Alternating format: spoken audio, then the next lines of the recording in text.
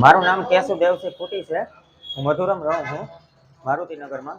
મારો છોકરો સોરઠ પબ્લિક સ્કૂલમાં ભણે છે અને મારા છોકરાને સ્કૂલ વાહન ઘરેથી લઈ અને સ્કૂલે પહોંચ્યું. બધા છોકરા ત્યાંથી ઉતરી ગયા હતા. મારો એક છોકરો અંદર બેઠો હતો અને એ લોકોનું એવું કહેવાનું થાય છે રેડિએટર ફાટ્યું છે ગાડીનું. રેડિએટર ફાટવાથી તારા છોકરાને સેજ ડાયજો છે, કંઈ છે નહીં. તું મધુરમ આવી ગયા. અમે ટાંક સાહેબની હોસ્પિટલે લઈને આવ્યા છે. ટ્રાન્સપોર્ટ મેનેજરનો ફોન આવ્યો હતો એટલે મેં ડાયરેક્ટ ડ્રાઈવરને ફોન કર્યો તો ડ્રાઈવરે એવું કીધું કે હા સર જાયજો, અમે ટાંક સાહેબની હોસ્પિટલે લઈને આવ્યા છીએ. ટાંક સાહેબની હોસ્પિટલ લઈને આવ્યા, ટાંક સાહેબ હાજર નહોતા. અમે જાની સાહેબને લઈને ગયા. જાની સાહેબ કે આને હું સંભાળું નહીં અને સેજ ડાયજો નહોતો. મેં આ જોયો તો કપડાં વિનાનો મારો છોકરો આવ્યો હતો, કપડાં નહોતા પહેર્યા એમને એમ, અને મારા છોકરાના બે પગ છે એ આખા દાજી ગયેલા હતા. એટલે અમે કેજેમાં લઈને ગયા તો કેજેમાં ન સંભાળ્યો. કેજેમાં ન સંભાળ્યો એટલે અમે પછી ડૉક્ટર વ્યાસ સાહેબ એમડીની સલાહ લીધી. તો એમડી ડૉક્ટર વ્યાસ સાહેબે અમને મેંદપરા સાહેબનું કીધું. મેંદપરા સાહેબની અમે સારવાર લીધી. મેંદપરા સાહેબે હવે એવું કીધું છે કે હું મહિનોથી 1.5 મહિનો આની સારવાર લઉં છું. અને કોઈ પણ વસ્તુ હજી પણ પ્લાસ્ટિક સર્જરી પણ આમાં આવી શકે કે કાંઈ પણ થાય તો અમે અત્યારે આની સારવાર મેંદપરા સાહેબની ચાલુ છે. અમે સિવિલ હોસ્પિટલમાં પણ એડમિટ થયેલા છે. 108માં ફોન કરીને રાતે પીડા બહુ ઉપડી હતી, છોકરો રહેતો નહોતો ઘરે, અમારાથી નહોતું જોવાતું. અમે રાતે 108માં ફોન કરી અને સિવિલ હોસ્પિટલની સલાહ લીધી છે અને આને કાયદેસર કાર્યવાહી, આના કાયદેસર પગલાં લેવાના છે, જરૂરી છે. અને આના બધાય ગેરકાયદેસર વાહન સોરઠ સ્કૂલના હાલે છે. કોઈ પણ વાહન કાયદેસર છે નહીં. બધું પણ સોરઠ સ્કૂલનું કાયદેસરનો પગલાં જો આગળ લેવામાં નહીં આવે તો હજી પણ હું આગળ કાર્યવાહી કરીશ.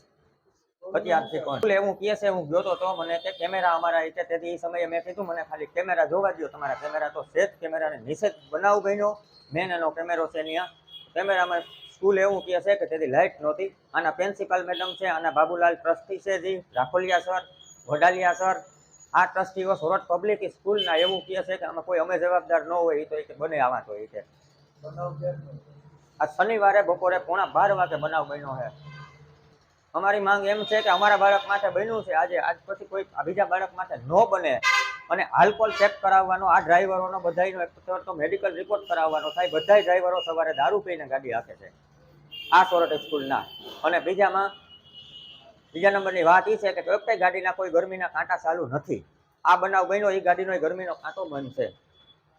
આ સમયે ગાડીનો ગરમીનો કાંટો બંધ હતો. એ ડ્રાઈવરે જ કીધું એના ખુદ કે આ ગરમીનો કાંટો અને ગાડીનો બંધ છે. મને ખબર ન પડી ગાડી કેટલી ગરમ થઈ ગઈ. એના હિસાબેથી રેલ્વે ફાટ્યો. ડ્રાઈવરનું નામ શ્યામ કરીને છે. મારું નામ રાજેન્દ્ર પ્રભુદાસ ગોંડલિયા છે. હું અવધ સર્વિસ નામની ટ્રાન્સપોર્ટેશન સંસ્થા ચલાવું છું કે જે બાળકોને લેવા મૂકવા માટે ટ્રાન્સપોર્ટેશન પૂરું પાડું છું. મારી ગાડીઓ સોરઠ પબ્લિક સ્કૂલમાં ચાલે છે ને મારું પોતાનું પ્રાઇવેટ ટ્રાન્સપોર્ટેશન છે. હવે આમાં ઘટના એવી બની કે શનિવારે બપોરે 11:30 થી 11:45 વચ્ચે જ્યારે બપોર પાડીના બાળકોને લેવા માટે ગાડી ગયેલી, બાળકો આવી પણ ગયા.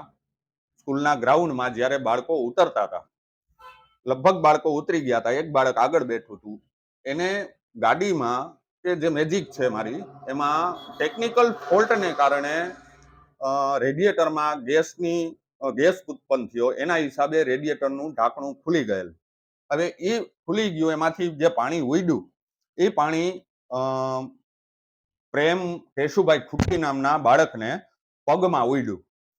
એ પગમાં ઉડ્યું એટલે અમે તાત્કાલિક ધોરણે બધું પડતું મૂકી અને અમે એને હોસ્પિટલે લઈ ગયા પ્રાઇવેટમાં સારવાર માટે. એને સારવાર આપી. આ બધું જે થયું એ ટેકનિકલ ફોલ્ટના કારણે થયું. આમાં ન તો કોઈનો ઈરાદો કે ન ડ્રાઈવરની કોઈ ભૂલ. એને પણ ખ્યાલ નહોતો. જે પ્રોબ્લેમ થયો એ ટેકનિકલના હિસાબે થયો છે. એટલે આમાં કોઈની ભૂલ નથી. એવું કહી ન શકીએ આપણે કે કોઈ ડ્રાઈવરની ભૂલ છે કે માલિકની ભૂલ છે કે એવું બધું. ડ્રાઈવરનું કહેવાનું એવું છે કે હીટિંગનો કાંટો બંધ હતો એના કારણે ઘટના બની. ના, એવું હોતું નથી. એ જે એટલે ટૂંકમાં બધું સાથે જ થાય. જે કાંઈ પ્રોબ્લેમ ટેકનિકલ આવે એટલે વાયર ફોલ્ટ થાય અંદર, એના હિસાબે આ સર્જન થાય. હવે વાયર જ અંદરથી બરી ગયો હોય કે બંધ થઈ ગયો હોય, એ ડ્રાઈવરને થોડી ખબર પડે. ડ્રાઈવર છે એની પાસે ડ્રાઇવિંગ લાયસન્સ પણ નથી અને ક્વોલિફાઈડ નથી એવું કહેવાનું. ના ના, એવું નથી. જે વાલી છે ડ્રાઈવર જે શ્યામભાઈ છે, હા, એ ક્વોલિફાઈડ નથી, ડ્રાઇવિંગ લાયસન્સ પણ એની પાસે નથી. ના ના, એવું નથી સાહેબ. તમને કહેવાય. હા.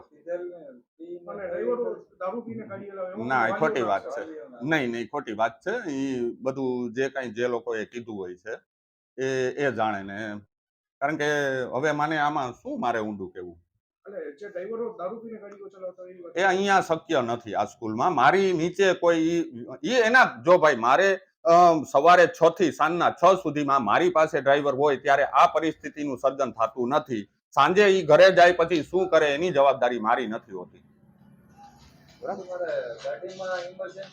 હોય છે પણ નોર્મલી એવી જરૂર આપણે 2 કિલોમીટર 5 કિલોમીટર જઈને પાછું આવતું રહેવાનું હોય છે સિટીમાં જ, અહીંયા જ લોકલ જ. બરાબર છે. એટલે એ લગભગ તો હોય જ છે. બને કે ક્યારેક ન હોય, ગાડી ધોઈ હોય કે આ કે તે કે, એટલે રાખી દીધી હોય સાઈડમાં, કે ભીની થઈ ગઈ હોય એટલે એ લોકોએ સાઈડમાં મૂકી દીધી હોય.